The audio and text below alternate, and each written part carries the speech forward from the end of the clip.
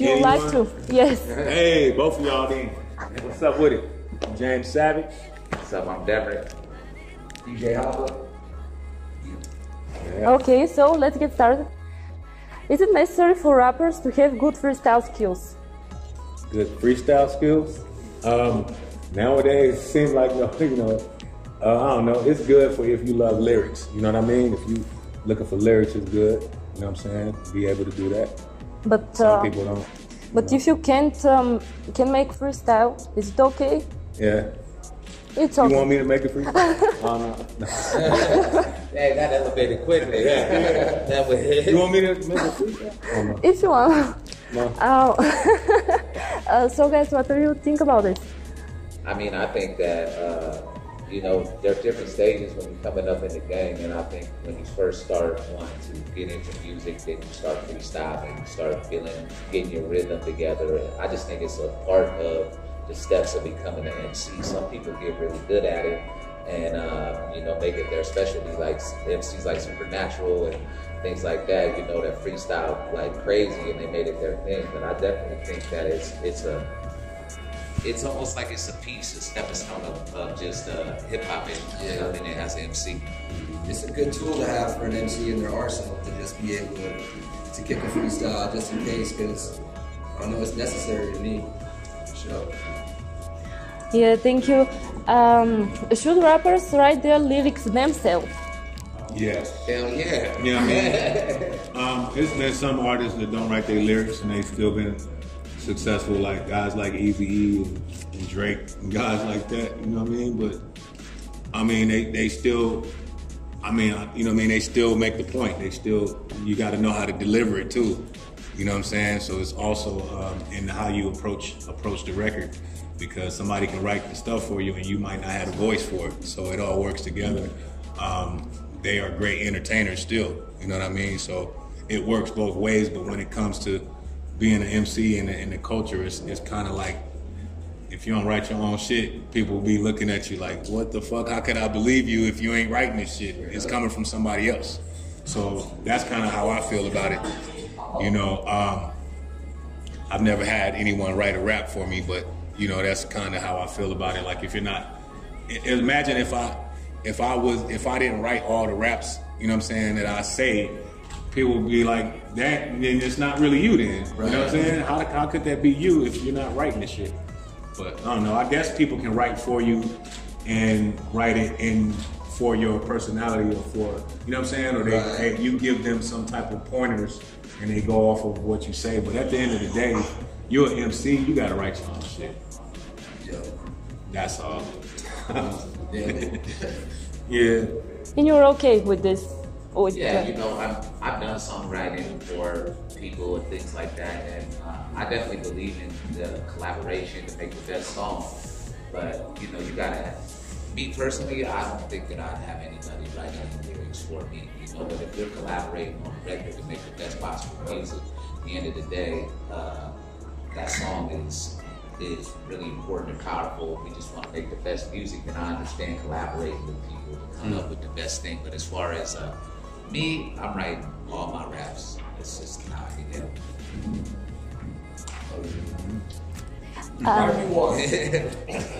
Yeah, buddy. I'll take a rap when you niggas. Hey, why you ain't over here? Why? Why you ain't over here? Why? Okay, can you describe what it's like to work with Exhibit? Oh man, it's crazy.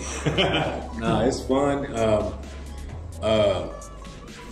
Even at this stage, I'm still learning things from him because he's learning from someone else. You know what I mean? That has the key. You know what I mean? So when it comes to recording, even with Problem, he really knows how to get in there and mix it up. You know what I'm saying? Like a DJ Quick type stuff. You know what I mean? So I'm still learning from these type of guys to add to my craft. You know what I mean? And perfect it. And it's like when I used to be on a label called Def Jam, and I feel like I'm doing like more bigger stuff now than I was on a major label, and I had to go to actually a friend to do that. You know what I'm saying? So it's like working with my brother. You know what I mean? So we got a cool relationship, and it's just cool that all of us are out here together, getting stronger as, you know, building relationships with each other and getting stronger as a team. And X led the way for us. You know what I'm saying? Straight up. Legend, my bro. Like, just to be in the presence of bro and allowing us to share space with him is amazing. From what I'm hearing, he's been doing this his whole career. So just sharing your platform, I know how stingy a lot of these motherfuckers live. So I salute X in a way that I don't salute anybody else. You know what I'm saying? He's really taking money out of his bag. So we can come gain exposure off of his back and shit that he's done for the game. You know what I'm saying? So I'm highly appreciative of what he brings to the table on that level. Musically, lyrically, and as I saw for the first show. You don't want no smoke with bro. When it comes to that, man. So it's a blessing to be around somebody as talented and as seasoned. Yeah, no doubt. Shout out to X. It's going down tonight. Yeah. So, how about you? I feel the same way. These brothers said everything. You know what I mean? It's like, exhibit is going to bring the greatness out in anybody who's around. It doesn't really keep anybody around them that doesn't want to degrade, you know. So being around him, he's going to motivate to bring the best out of you. You know, that you might not even know what's possible. And he got that foresight because he's been down for so long and it's exhibit. Right. Amazing.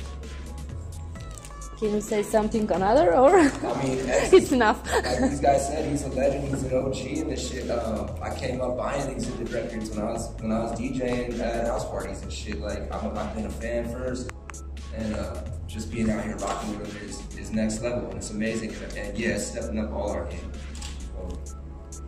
Thank you. What's the first, the beat or the lyrics? The Depends on the situation. It might be the lyrics, but 9 times out of 10, you gotta get the beat to know how you're gonna approach the rap. You know what I'm saying? Like with me, I gotta get the beat first now, and I wanna go sit home with it.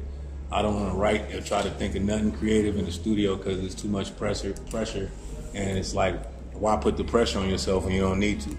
Give me the fucking beat and I'll be back. And I seen that way recording, I'll make like 6 records in 2 hours as opposed to making 1 record in 6 hours. You know what I'm saying? So that's the difference with me. For me, it just depends on the day. Like I record myself, so it's really like sometimes I'm thinking of my lyrics, and it's like, okay, I may not find the right beat to go with, so I probably have to make the beat or I find the beat. And the other days, somebody might come in with a smack and it just make it go on. You know what I'm saying? So it's either or for me because I don't have a set thing. There he is! Hey. He's coming down the fucking pipeline!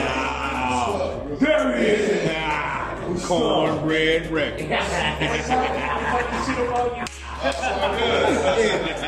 There you go. Good morning, bro. How are you, man? All right. Still on that LA talking about this. Yeah. Still on that LA. No doubt. RasKass, you know, happy to be on the tour with all my brothers. Beautiful thing.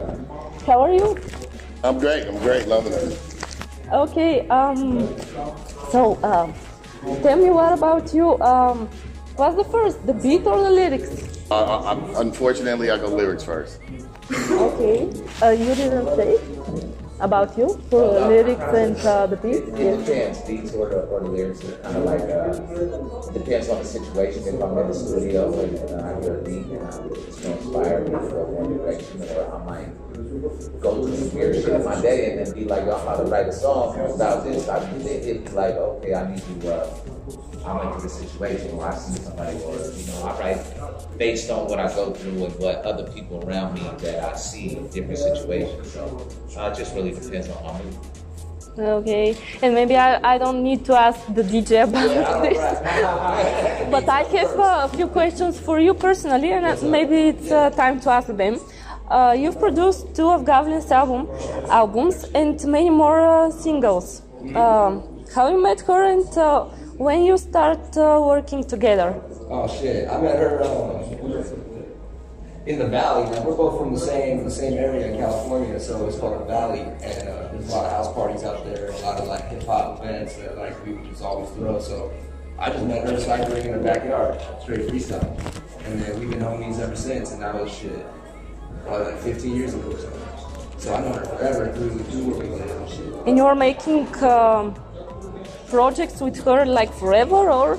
Yeah, we've been working together for probably like 6 years, 7 years. 6, 7 years. Yeah. Okay. Is it easy to work with her? Oh, hell yeah. Yeah, that's the homie. That's the homie system. Super easy. As a beatmaker, have you ever met anyone who is hard to work with? Hell yeah. I recorded an artist, I won't say any names, but I recorded guys who record like line by line, freestyling a song, like 200 fucking takes, like to do a verse. I want to shoot myself. Oh, that's... Yeah, some MCs are terrible in the studio. That's a talent as well, working well in the studio and being able to record, you know what I mean? Some guys are just easy, one takes. Some people, they'll take hours to get a verse. Yeah. And the Gablin is with... Gablin Yeah, is she's super easy. What do you think, why are there less women in hip-hop than men? I mean, it's changing now. I think right now we're seeing a lot of women coming up in hip hop. But I mean, shit. That's a tough one. I would just say that hip hop started as like a male-dominated art form, like at the beginning, and now it's evolving and shit. Everybody's coming in. Like. I think what you said. What's old school?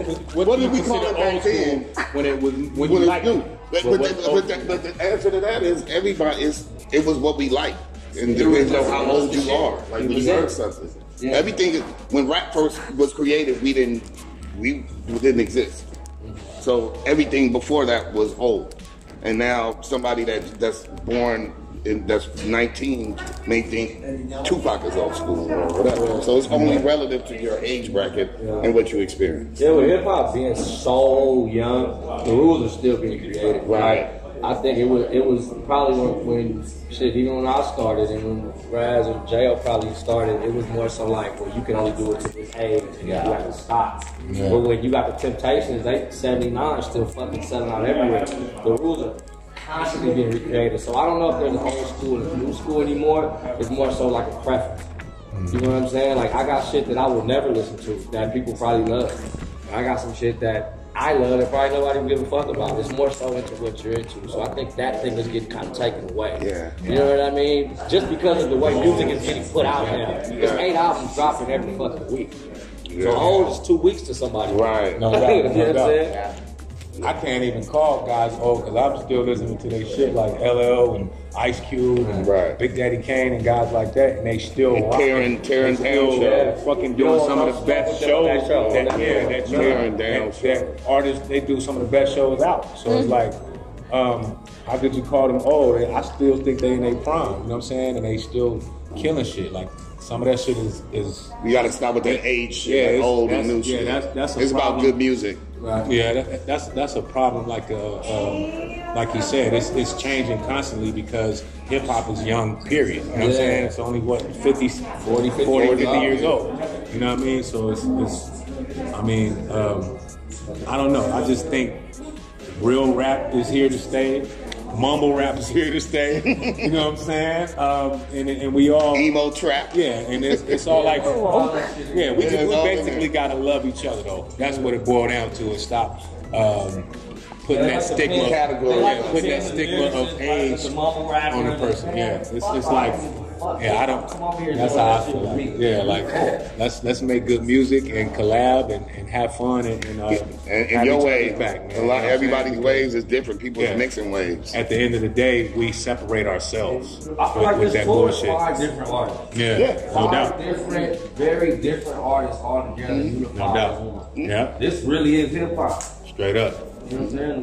West Coast Takeover Tour represents all facets. I'm considered a club radio act. You know what I'm saying? This is gangster backpack. This is lyrical. This is European lyric. It's a bunch of different things sitting right here, and we all mesh very well together. This is breaking the barrier. And X is fucking all of the above. That's true. Yeah. Okay. It's wild. We're making history right now for ourselves and as a team. And when you say history, probably this is your first Europe tour, right? Yeah. How is it going? Shit, man, I'm having a good ass time. Yeah, This is your second day, actually. second on the day, tour. yeah, night 2, as far as working wise. We've been gone for about 5 days now. Do you have any expectations about this tour? You know what? It's already been over my expectations, just because honestly, me being an independent artist, the other tours that I went on, I had to finance them myself. Like, I've thrown 5 tours myself. I brought artists out myself. So, excuse me. So to actually be able to take a backseat and be a teammate, it's beautiful as fuck. You get what I'm saying? And like, to really be able to experience, to just really go up and for my 20 minutes, make sure I maximize the 20. It's beautiful, man. It's been great. But sharing this experience with these fellas, it's starting out to be something great. I can't wait to see how it all, you know what I'm saying, manifesting into something else. I can feel it. Yeah, it's good. It's good when everybody laughing and we having fun and X got us right. You know what I'm saying? We out here eating good, seeing these beautiful places. People giving us the love for being here is crazy, man. Because even with myself, I was in a crazy place like 2 years ago. You know what I mean? And for me to come from being incarcerated and things like that, but have an exhibit to still be there for me even through my time of my struggle. And then when I got out of being in the penitentiary, he came to pick me up in a helicopter and it blew my mind. You know what I'm saying? And I'm like, man, this guy got my fucking back. You know what I'm saying? And it made me feel like, wow, somebody really cared about me to even be there for me when he could have been like, man, you always in trouble. I can't, you know what I mean? Because I know other people was in his ear like, man, I told you this nigga's gonna go to jail. You know what I mean? But he stuck with me and he had my back, and it meant so much to me to see him when I got out. I was like, I almost teared up. Like, this nigga ain't in the parking lot. You know what I'm saying? I thought I was actually going home on a bus way from Central California, like 5-6 hours, and get dropped off in the middle of nowhere. But I went and seen my new movie, Broken Ground, and I have a question for the first you. time. And it's been on. We mashing. Now we got a full team. We finna kill shit. You know what I mean? It's crazy. I feel like I'm on the Up and Smoke tour again right now. It's going up. Yeah. Okay. Are you influenced by grime on your new album? In fact, this album is kind of soundtrack to Broken Ground, right? Yeah. Or the other way around?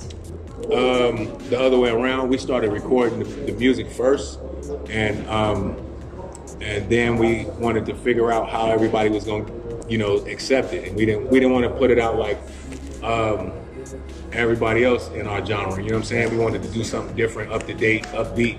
So that was a plan with me going with my name, my government name, James Savage, as opposed to going with my rap name, J.O. Felony. So that worked in itself. You know what I mean? Just being able to go with my name. And some people think I made it up. And I'm like, I had this name before J.O. Felony. My daddy's name, James Savage, and my brother. You know what I mean? So I'm just thankful to be able to put out a project under my real name, and people really get to know me as a person from when I just was not hiding behind an image, but I was that image, you know what I mean? And to break away from just having to be an image, you know what I'm saying? I didn't want to be an image no more. I want to be myself. I just want to be James Savage and let people know me as a person.